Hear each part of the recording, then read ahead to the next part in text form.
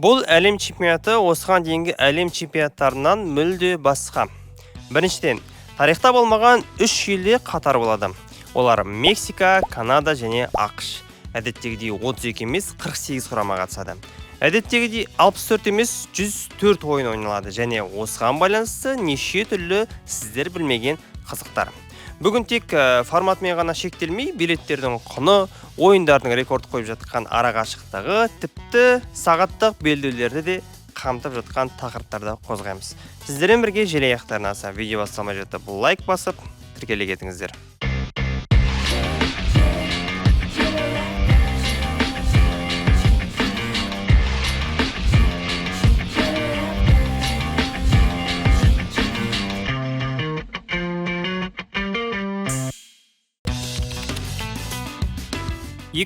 жылғы футболдан әлем чемпионатын бірден 3 мемлекеттің ақш, Мексика және Канаданың бірігіп өткізуі FIFA тарихындағы бұрын соңды болмаған қадам. Неге бұлай? Бұл шешімді толық түсіну үшін ұйымдастырушылардың макроэкономикалық мақсаттары мен саяси ойындарын жіліктеп шағу керек. Әлем чемпионатын екі елдің бірігіп өткізу тарихта бір-ақ рет 2002 жылы Оңтүстік Корея және Жапония елдері арасында болған. Сол кездің өзінде визалық режимдері мен көлік жүйелері әртүрлі екі елдің арасындағы логистика сұмдық қиындықтар тудырған еді. Біраз қиындық көрген басшылар мен футболшылар екі елдің бірігіп жасауын содан берге құптамай келді. Алайда 2026 жылы екі емес бірден 3 елде болып жатқаны тіпті таң қалдыра түсті. Себебі мұның масштабы 2002 жылдан әлде қайда асып түседі ғой. Сөйтсе, мәселенің барлығы оңай екен. Ол ақштың айласы.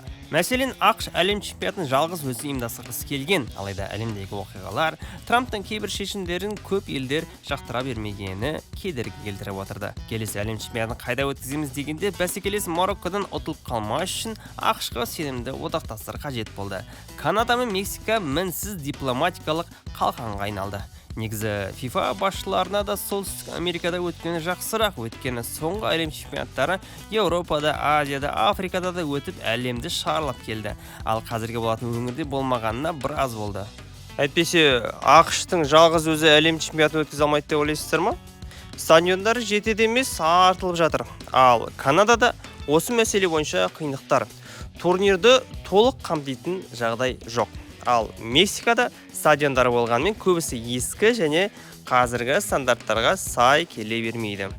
Жалпы екі елде мұнда жеке жауапкершілікті алса қиналып қалары сөзсіз. Үшеуі бірігіп FIFA-ға 11 миллиард доллар рекордтық пайда әкелеміз деп уәде берді. Бірақ бұл одақтағы нағыз қожайынның кім екенін матчтарды бөлуден ақ көрініп тұр. Жалпы 104 матчтың 78-і ақшта өтеді. Оның ішінде ширек финалдар, жартылай финалдар және финал. А Канада мен Мексикаға небәрі 13 матчтан ғана тиген. Турнирден түсетін экономикалық пайдада сұмдық. ақш аумағында туристер мен тұтынушылар 17,2 миллиард доллардың экономикалық белсенділігін тудырды. 185 мыңға жуық уақытша жұмыс орнын ашады деп күтілуде. FIFA-ның неліктен төлем қабілеті жоғары Солтүстік Америкалық нарықты таңдағаны енді түсінікті болар.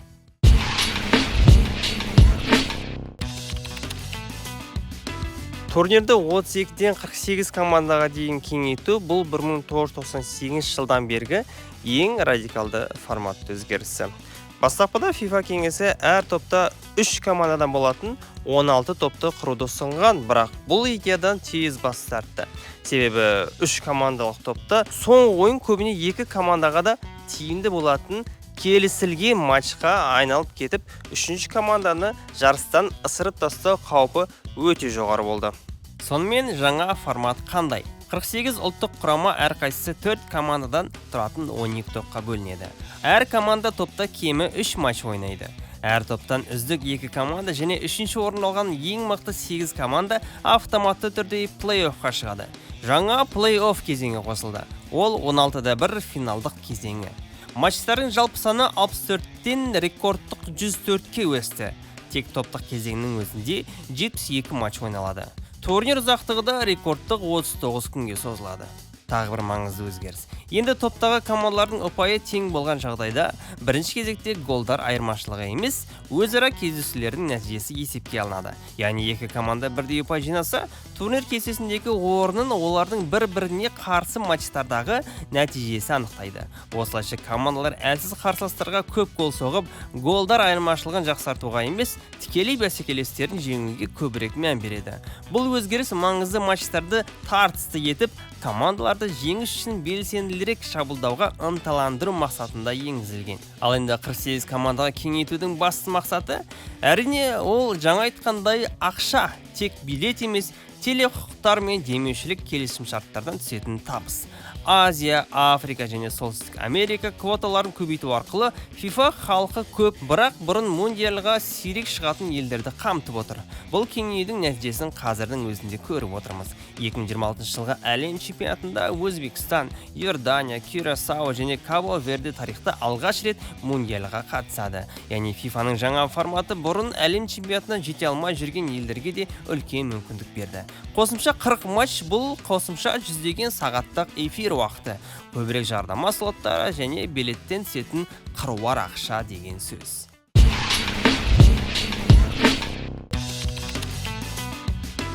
Солтүстік Америка құрлығы сұмдық үлкен. Канада мен ақш жер көлемі бойынша әлемде алғашқы 5-ке кірсе, Мексика 13-ші орында. 104 матчты осындай алып территорияда өткізу адамзат тарихындағы ең күрделі логистикалық сынақ. Португалия құрамасының бапкері Роберто Мартинес айтқандай, 2026 жылғы турнир тактикамен емес, логистикамен, климатқа бейімделумен және сапарлардан келетін стресспен шешіледі деді. Логистикалық қиындықтардың алдын алу үшін FIFA 16 қаланы 3 аймақтық кластерге бөлді. Батыс аймақ, орталық аймақ, шығыс аймақ.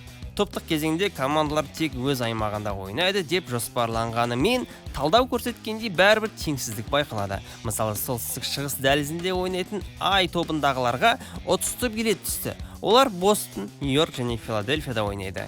Нью-Йорк пен Филадельфияның арасы небәрі 150 км. Жылдам пойызбен 1,5 сағаттық жол. Бұл тіпті Шымкент пен Түркістан арасындағы жолдан да қысқа ғой. Олар топтық кезеңде небәрі 1868 км ғана жүреді. Уақыт белдеуі де, климат та өзгермейді. Ал J тобы нағыз логистикалық хаосқа тап болады. Олар құрлықтың әр түкпірінде ойнап, алғашқы 3 матчтың өзінде 10.338 шақырым ұшуға мәжбүр. Бәлкім Аргентинаға обал болды деп жатқан шығарсыздар. Алайда олар осы 10.338 километрдің тек 750 шақырымын ғана жүреді. Қалған 9588 шақырымды Алжир, Австрия мен Иордания бөліп алды. FIFA-ның әдейі жасаған жоспары ма? Белгісіз. Кей тобының да жағдайы мәз емес. Командалар алдымен теңіз деңгейіндегі ылғалдығы тұншықтыратын Хьюстонда бастайды. Сосын шабадандарын жинап шекара асып, оттегі жетіспейтін 2240 метр биіктегі Мехикоға 1200 км ұшады. Ал үшінші матчқа қайтадан кеденнен өтіп, Флоридаға қарай 2000 км ұшу керек. Бір апта ішінде 2 рет мемлекеттік шекарадан өтіп, 3 түрлі климаттық зонада ойнайды. Сұмдық па? Сұмдық. Ал енді топтық кезең біткен соң шектеулер алынып, нағыз логистикалық тозақ басылады. Плей-офф матчына Мехикодан Ванкуверге немесе Сиэтлге ұшу 4000 шақырымды 3 сағаттық белдеуден ауыстырып, 6 сағаттық ұшуды құрайды. Салыстыру үшін Катарда өткен 2022 жылғы әлем чемпионатында стадиондар арасындағы ең ұзақ қашықтық күлкілі 50 км болды. Ойыншылар бір ай бойы бір қонақ үйде тұрып, ұшаққа мүлдем отырған жоқ. Ал Ресейде болған 2018 жылғы әлем чемпионаты ше. Ең үлкен ел болса да матчтар тек еуропалық бөлікте өтті. Ең алыс қашықтық Калининград пен Екатеринбург арасы болды. Ол 2,5 километрді құрайды.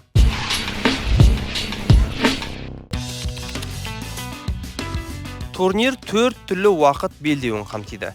FIFA бұл стрессті азайту үшін шығысқа қарай біртіндеп жылжу стратегиясын ойлап тапты. 8-1 финалдан бастап турнир ақштың шығыс жағалауына қарай ығысады. Тынық мұхиты уақыт белдеуінде 8-1 финалдың 3 матчы және тек бір ғана ширек финал өтеді. Бұл дегеніміз батыс жағалаудан бастаған командалар турнирде алға жылжыған сайын 3 сағаттық айырмашылыққа тап болып, жаттығу мен ойын ырғақтары бұзылады. Аналитиктердің пікірінше, бұл турнирді басынан аяғына дейін шығыс жағалауда өткізетін командаларға үлкен жасырын артықшылық береді дейді.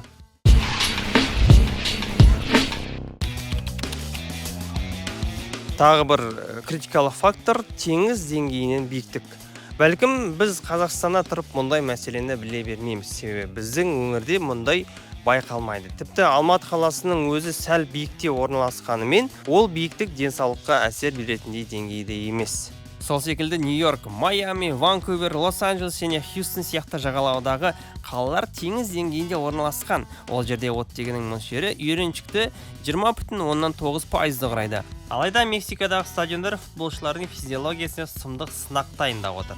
Мехикодағы стадион теңіз деңгейінен шамамен 2240 метр биіктікте. Гвадалахарадағы стадион шамамен 1585 метр биіктікте. Монтеррей қаласындағы стадион шамамен 540 метр биіктікте. Әрбір 300 метр биіктік сайын оттегінің тиімді деңгейі шамамен 1%-ға төмендеп отырады. Мехикода демалудың өзі қиын, ал жоғары темпте ойнау тіпті азап болмақ. Кезінде Боливияның Ла-Пас қаласына барған Неймардың өзі Instagram парақшасына мұндай жағдайда ойнау сұмдық деп фотолармен салып қойған. Себебі теңіз деңгейінен биіктік 3600 метрге дейін барады.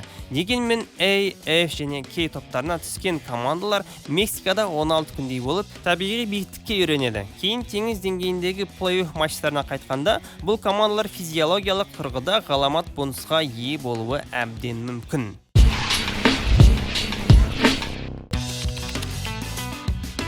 Енді ыстық туралы сөз қозғайық. Бәлкім ол жақта Түркістандағыдай ыстық болмайтын шығар, алайда әр өңірдің өз температурасы бар. Әсіресе салқын Еуропада ойнап қалған футболшылар үшін күйіп тұрған далада ойнау азап. Климаты қоңыржау Сиэтл мен Ванкуверде маусым шілде айларындағы орташа температура 20-25 градусты құрайды. Егер бұл қалаларды қоспағанда, қалған 14 қала нағыз қапырық ыстықтың астында қалады.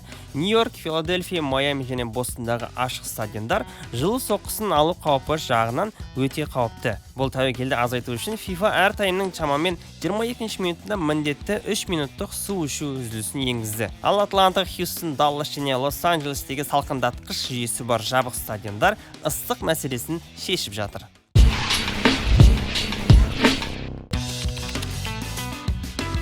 Енді әлем чемпионатындағы пайда туралы сөйлесейік.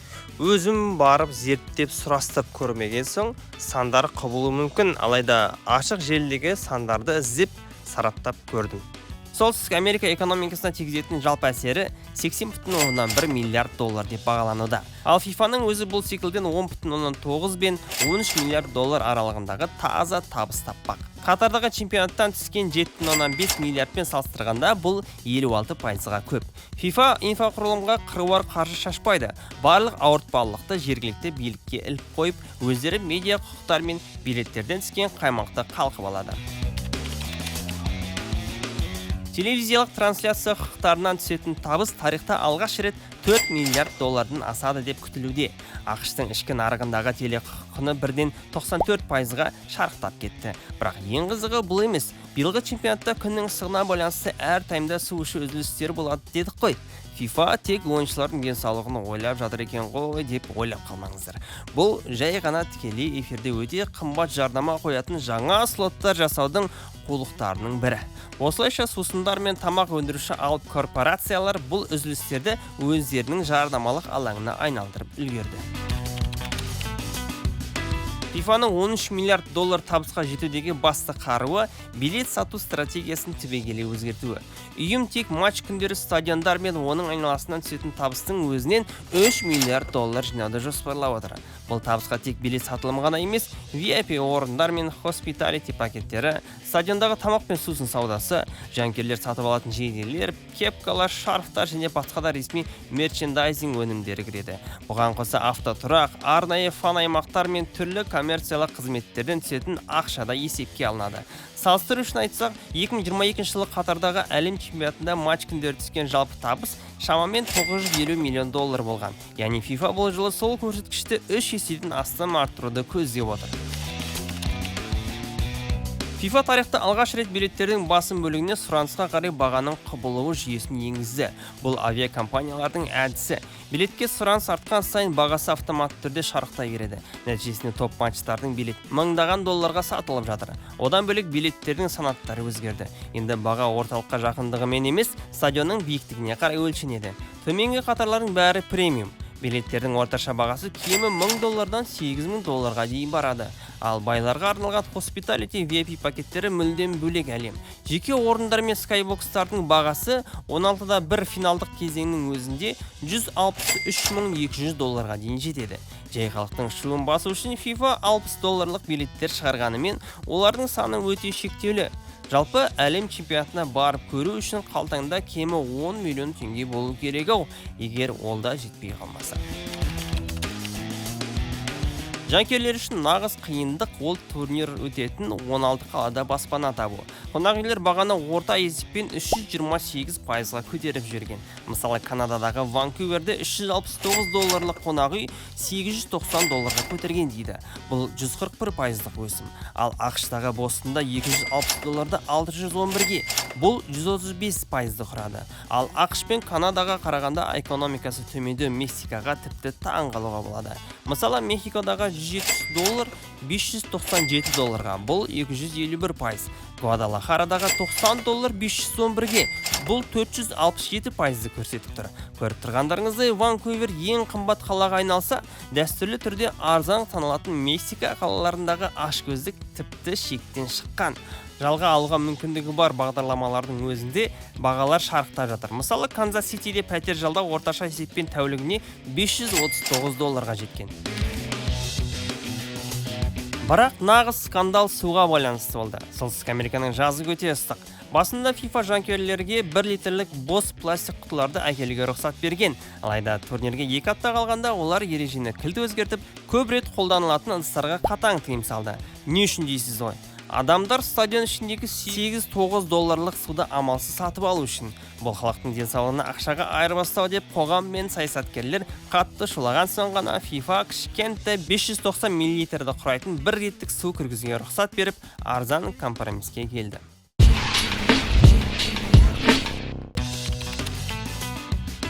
Логистика қанша қиын болса да, спорттық құрам басты рөл атқарады. Опта аналитикалық комиссиясының суперкомпьютері турнир сеткасына 10 000 симуляция жасап, басты фаворитті анықтады. Испания. Жеңу ықтималдылығы 16,1%.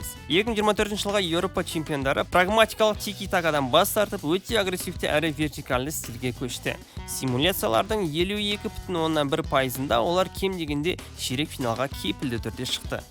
Франция. Жеңу пайызы 16,2%. Дешамның командасы қанша прагматикалық болса да, үлкен турнирлерде сұмдық тұрақтылық көрсетеді. Англия.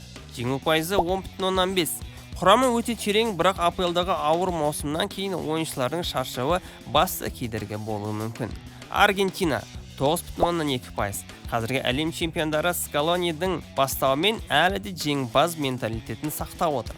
Бразилия. 8,1%. Әлем футболдың тарихи гегемоны қазір үлкен дағдарысты. Командалық ойынның жоқтығы және Неймар сияқты нағыз ойыншылардың тұрақсыздығы оларды ұзақ жылдардан бері алғаш рет топ фаворит статусынан айырып отыр. Ал менше, жеке ойым құрам бойынша Португалия, Франция, Англия мықты. Осы командалардың біреуі чемпион болуы ғажап емес. Ал алдыңғы чемпион Аргентинаның құрамы сол кездегі құраммен бірдей деуге тілім бармайды. Көп ойыншылар Еуропада ойнап жатқан жоқ және ойдағыдай деңгей көрсетпеуде. Шыны керек көп үміт күтпеймін. Негізі Жапония құрамасында Митома үшін жанкүйер болам ба деп едім. Алайда жарақат алған соң ол ниетім бәсеңдеп қалды. Жалпы көпшілік футбол жанкүйерлері Роналду жеңсін деп Португалияға жақ болып жатыр. Бәлкім мен де. Әйтпесе Роналду кеткен соң Португалияға одан кейін жанкүйер болмайтыным анық. Ал сіздерше? Сонымен осында зерттеуге толы видео мәресіне жетті. Сіздермен желаяқтай арнасы.